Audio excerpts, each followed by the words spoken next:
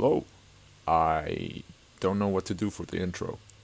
Like, I was gonna sing Time in a Bottle, but I then went, how does that tie into any video? I guess I'll just cue in the intro thing now. I'll just slap in some of that good old Smosh transition music later.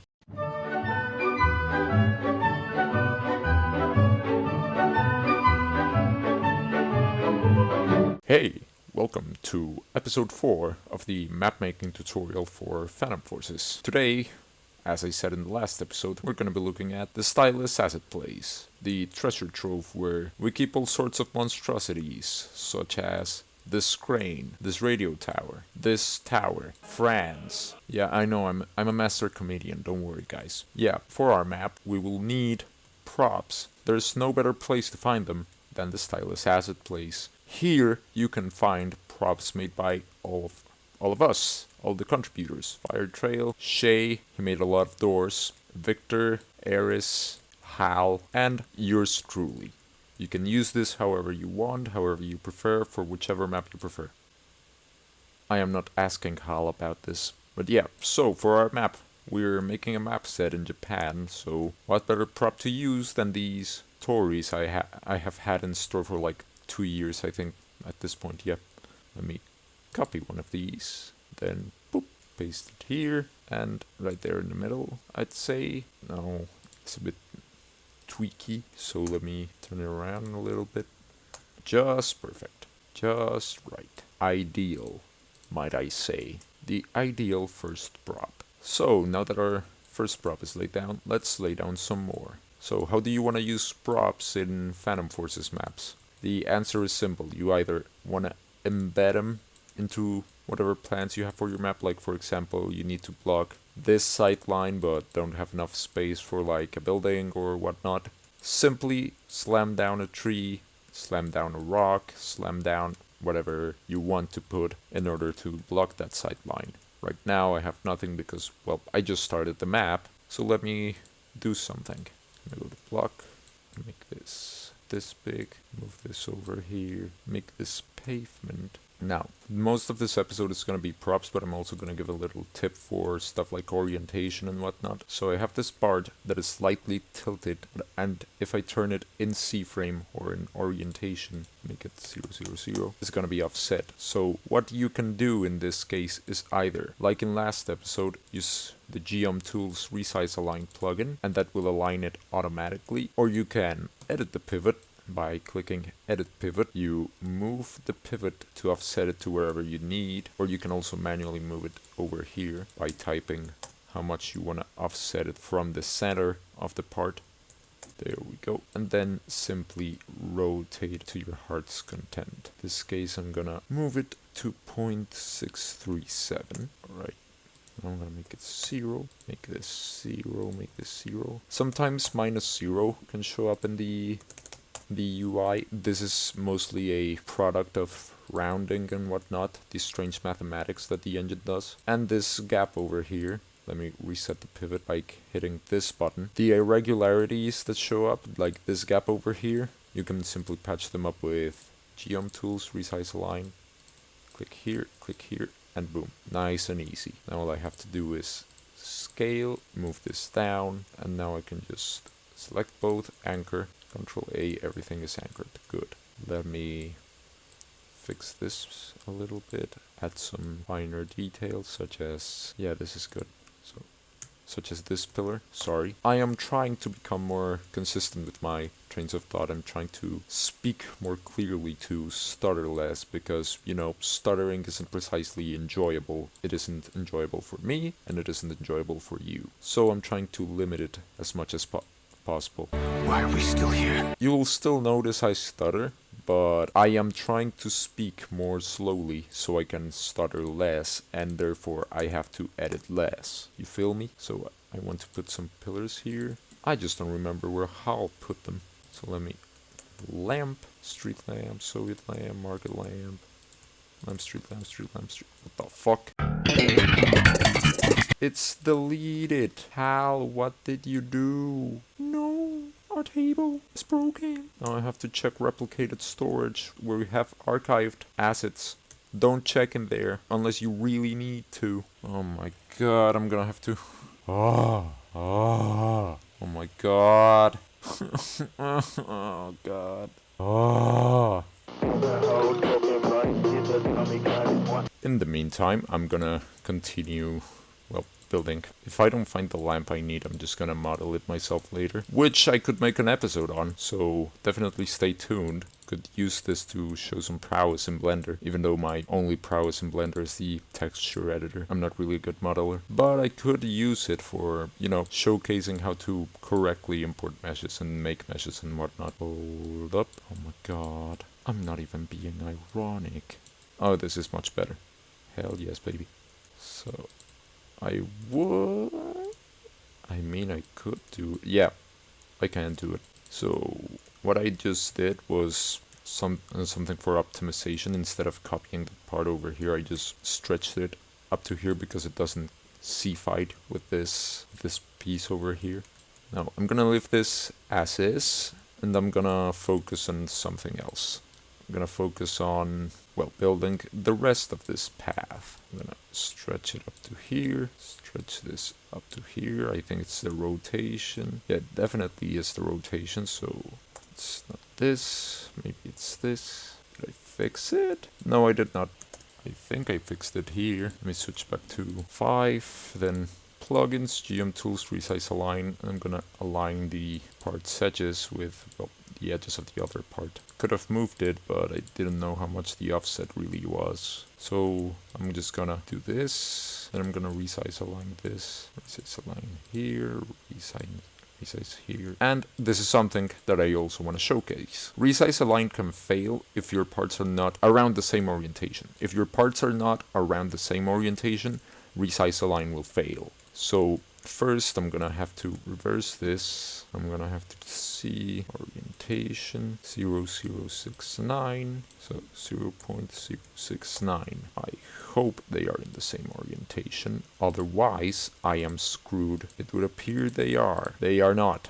Or perhaps they are, because this edge is aligning correctly. Okay, it was just a thing with resize align, which can happen. Sometimes outer touch doesn't work. That's what the other functions are for. You simply switch between them depending on the case. For instance, rounded joint, it creates a part. Butt joint simply joins them at the inner edge, and inner touch basically lets the inner edge touch. So I'm gonna do that.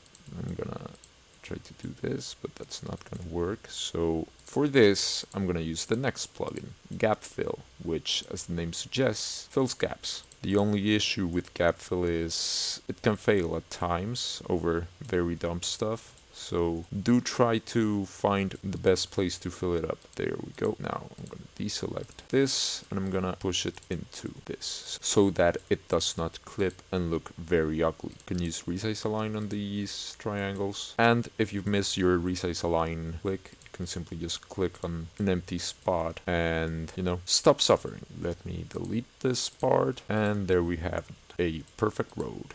I'll duplicate this, make the orientation 0, move this up, maybe move this down, and there we go. I have a sort of entrance path, I'm gonna call it.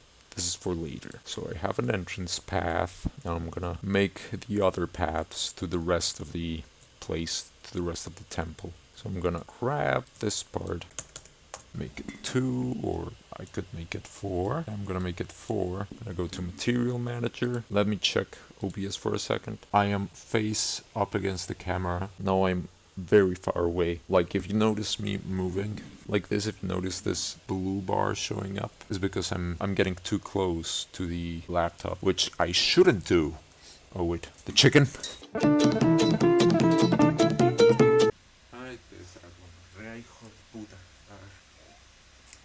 Sorry about that. Hold up, let me fix this dude real quick.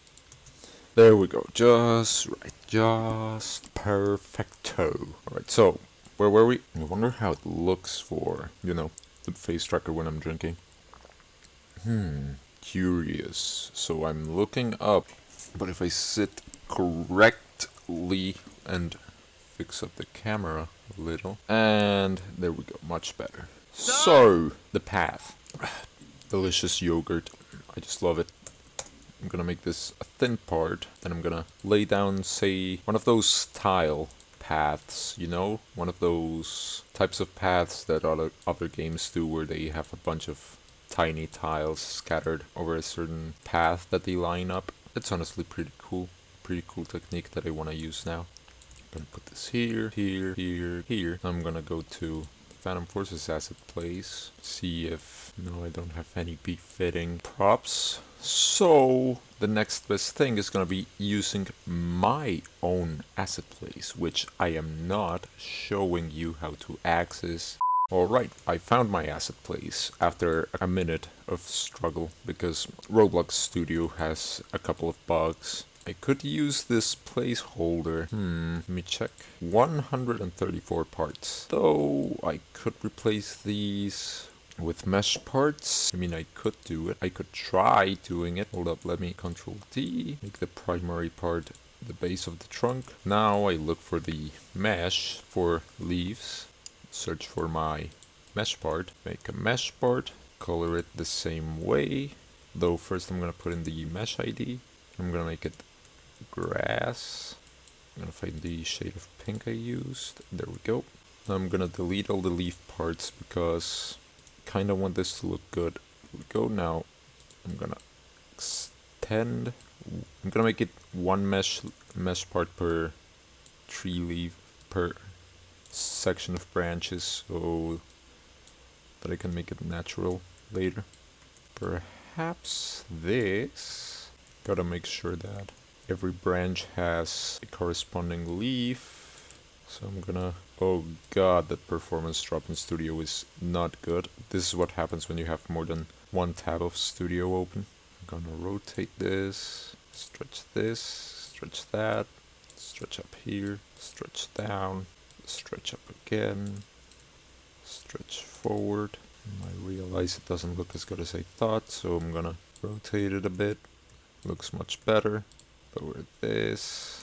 Unless you watch this video, you're not gonna notice. Perhaps 1 in a million players are gonna notice. If you play Phantom Forces and you see this tree, unless you watched this video, you're not gonna notice. Which for me works perfect. It works wonders for me.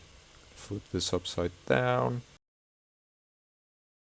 And boom. This is not the most optimal tree, it's just the way I wanted to make it. Because, you know, it's kind of fitting to make a cherry blossom tree on a Japanese build. So now I want to give some variation to the tree leaves. So I'm going to select some of those. Kind of make them a different tone of pink, perhaps. Yeah, this works better. Now I'm going to polish the trunk a bit. Like, I made the trunk like this initially, back when I was first making a tree, thinking, well, that's kind of how they look, so I don't think there's going to be much problems if I do them this way. I was completely wrong, apparently. I'm gonna make this 5.5, 6, and 6. I'm gonna move this up, Man, I wish I wasn't that stupid. Now this tree looks much better. Primary part, this.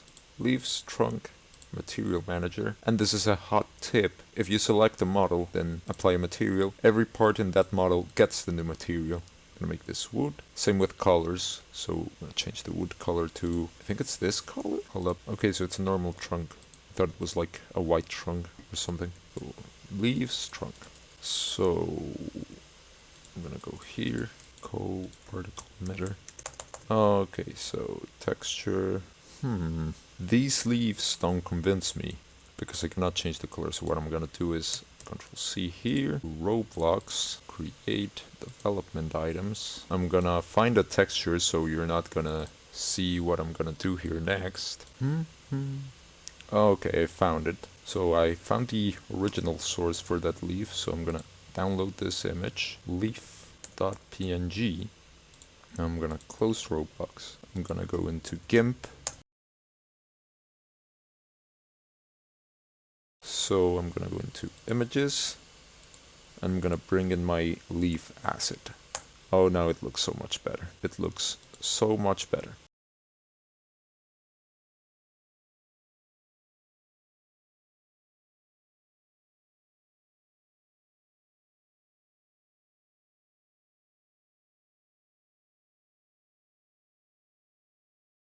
close.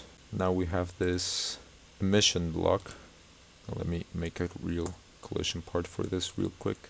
I'm saying real too much, but technically it can't be real because, well, it's in a computer.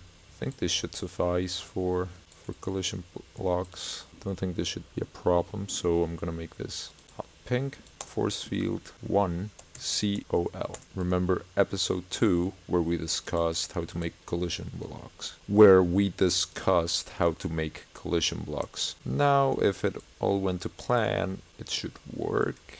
And I mean, it is working, but now I'm gonna go to all these mesh parts, scroll in properties until I find collision, can collide, and I'm gonna turn that off. I'm also gonna turn off can query and can touch. That way players cannot interact with the leaves, they will clip through them, and it will be less problems for me. And now I have a nice cherry blossom tree, just raining leaves down. But I don't want them to rain down too much, so I'm just gonna tone down the particle emitter. Make it like 1 leaf. The good thing about the big tree is that it covers a lot of sightlines. So I'm gonna leave this here. I'm gonna move this around a bit just so that it doesn't collide with the Torii. Make another tree around here, maybe? Nah, they're best when they're set apart. So I'm gonna put another tree here. I could also put it here, cover up this sideline big time, though that's gonna drive up my part count really hard. As you can see, I'm almost close to 1,000. When you hit the 1,000, is already a threshold for, okay, we're detailing already. So I'm gonna do that, and I'm gonna continue building the path from before. Usually what you want to do is get the layout down first, then work out the details, but for tutorial purposes I'm just going to build it from scratch to finalize details right away, just so I can teach you all the basics, if you can even call this teaching to begin with. And also because this will mostly be a hobby build. This is mostly a hobby build. I just started this for a video. Put this here, and then what I'm going to do is make this slightly smaller, so 2.25.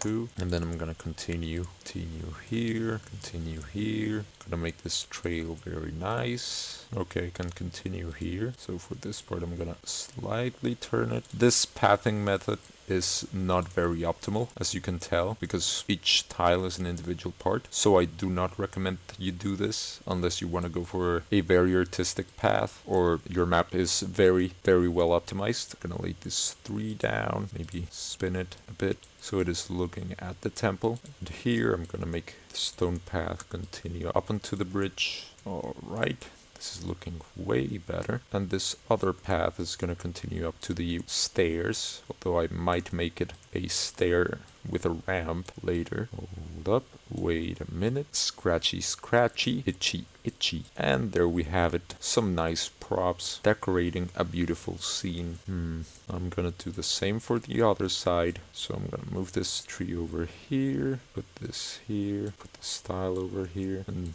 begin doing the tile path on the other side. Gonna stretch this down a little bit since it will be floating regardless of the angle. That's why you want slight irregularities in your terrain so that you can stretch whenever necessary. Make sure you turn your parts around when you need to orientate the path. Also, making them slightly irregular gives the path a bit more of naturality, makes the path feel more organic, less artificial, which people like. Gonna stick this to the slope. I'm doing the same as the terrain video, but I'm actually very calm right now. Unlike the terrain video, I actually love this part of map making.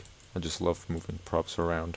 I should lock the terrain, so what I'm gonna do is click the lock button. I'm gonna try and select it. Now that I have locked my terrain, I'm gonna try to select it, and it doesn't let me. It says if it wasn't there, but, well, it is there. So I'm gonna keep on copying tiles. Now that I am reassured that the terrain won't move, stretch this down just in case. Move this over here, move this over here, move this over here, same over here, here, stretch it down a little, move this, flip this around a little just so, I can have some variation to break up the tiles. I'm gonna place another tree, rotate it around a little, move it over here, place this down, then continue with my tree placing journey. continue this, place this about here, then fill this with smaller tiles, move this around here, then start splitting the paths. I'm getting very invested into this and I'm not doing good commentary. I apologize. I'm in too deep. Oh god. Yeah, I'm in too deep into details. I'm just staying silent a lot and that's not good. This is very against what I'm trying to do for the rest of content. I just yawned, but I edited it out, so you don't get to see, you don't get the yawn fest from the terrain video. Stretch this down, place this here, here, and here. Just perfect. And now, I guess I could do some extra unnecessary detailing. Move this here, and move this around here, stretch this over here, lower it a single bit. Same would go for this one. This a bit, up this a bit. Might do the same process for this. Now you may wonder, why am I not just stretching this part into the pillar? Because of that, because of sea fighting, which by the way it's also going to be the reason why I leave that gap in between the Tory and the path. However, these two parts I'm gonna make into brick, paint them slightly red. Yeah, that's gonna look much better. And with that, I'm gonna now take a little break and be right back for the interior of the temple. Alright, I am back. I took a short break to look at some reference images and now I have the power, so I'm gonna do something here really quick. I'm gonna take this wall, gonna stretch it, and I'm gonna drag this, move this over here, move this here into this part, then move this part over here, and then move this. I'm gonna move this part over here, and that way I have my temple sectioned off better. So now I'm gonna split this up into proper areas that I can work the floor on better. I'm gonna move this here, and move this here, here, and then I'm moving this into here. And now this is gonna be the central section of my shrine. So what I want to do for this part of the shrine is take this, make it 12, shrink this here, shrink this into 24, same with this one, then make this 3 studs lower. Also I'm gonna stretch this wall down so I don't have trouble later. And this I'm gonna make wood, a nice tan wood at that, while these are gonna be planks, red wood planks. So I'm gonna make it a, well, I'm gonna leave it as this. No, wait, this is much better. This is better. So this is gonna be the central area of the shrine. This is gonna be the pagoda, and this is gonna be the entrance. For this area, I wanna make special pillars. So I'm gonna move this over here. I'm gonna offset my pillars a little bit so I can have some leeway in the aesthetics later. Remove this. This can stay here just fine. It causes no issue. First, I am going to move this pillar over here. Then I'm gonna stretch them both. I'm gonna move this over here up into the other pillar. Then deselect. I'm gonna make it 2 again and resize, and that way I have a perfectly centered pillar. Let me move this back. I can only do this because it was a perfect division. If it wasn't, it would have moved like 0.5 to the left or the right, and it would have been offset. So I have these. Now I can do the same for these two. So resize object, I'm gonna stretch this, make it 2, then this pillar in the middle, I'm gonna destroy it, then repeat that process here with the other pillars. I am not in my best form today, am I? And here I have 2 centered pillars. Now I want them to stand out amongst the rest of the temple, so I'm gonna make them red. I'm gonna make them crimson red. Make this red, and boom. This shrine doesn't look quite the part now, because I'm not focused on getting excessive details right. I'm focused on getting basic details down, so I can determine which part of the map is which part, like determine what is the shrine, what is the entrance to the location, what is each and every section of the map. Once I have basic detailing done, I'm gonna work on the fine details. I'm gonna make this pavement. Oh god, this is no problemo. Gonna just move this over here, move this over here, loosen Roebuck. Oh no, do something real quick about this. Make a pavement first of all, then using the plugin, I'm gonna resize all of these. Hold up, let me check I got the dimensions correct. I'm gonna make a nice artistic like archway beneath the stairs, and for that I'm gonna need a curved wedge. I'm gonna need a curved part, which I preemptively made. Like, I have some custom meshes for myself in my asset place. You can use them if you want for when you need stuff like this, which Roblox doesn't support natively, so you kind of have to make your own. This, and let me check how big it is. So it's 3, turn this around, put this here. I think this works well. I would say it works well. Now for the collision part, I can just simply, well, first I make this pavement. Then for the collision, I just grab a collision block, fit it to the steps of the stair.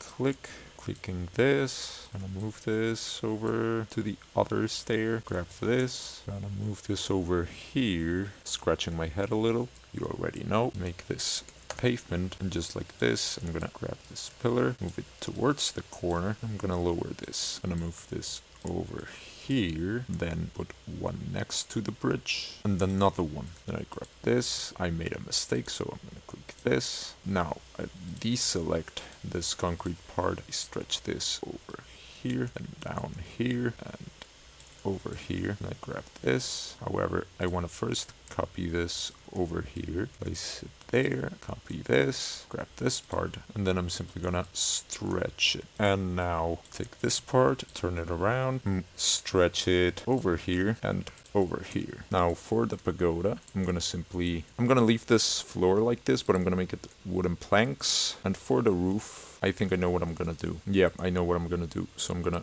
copy this wedge right here. I'm gonna measure 1, 2, 3, 4. So it is 4 in, and 1, 2, 3, 4, 8. I'm gonna make this 4. I'm gonna copy these triangles, rotate them over here. I think I messed up really bad. Doesn't matter, because then I can just use the plugin to fix it. Now they're all good friends. And for this I now need a corner wedge, which thankfully I can now add by simply just clicking over here. But in older versions you had to click midair, insert object, corner wedge part. Brick.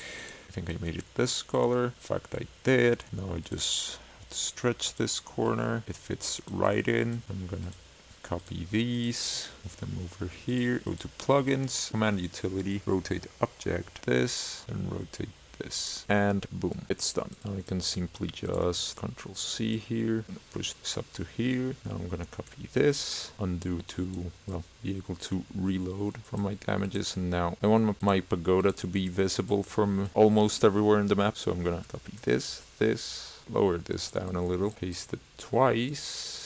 For some reason it moved it around, no problem, I can just fix it, make sure it is centered. With that I think I have a good pagoda, well, placeholder pagoda, because, you know, I have to build it and such. Now the map looks way better with these basic details, but I think you can tell there's a big problem called there is a lot of empty space and not enough things in the map.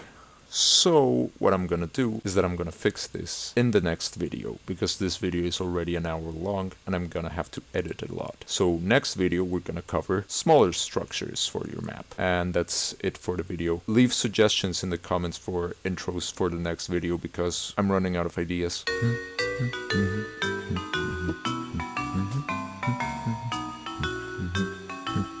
Slide post-credit recording. This shit looks amazing. Honestly, like, I can already see the potential with this one.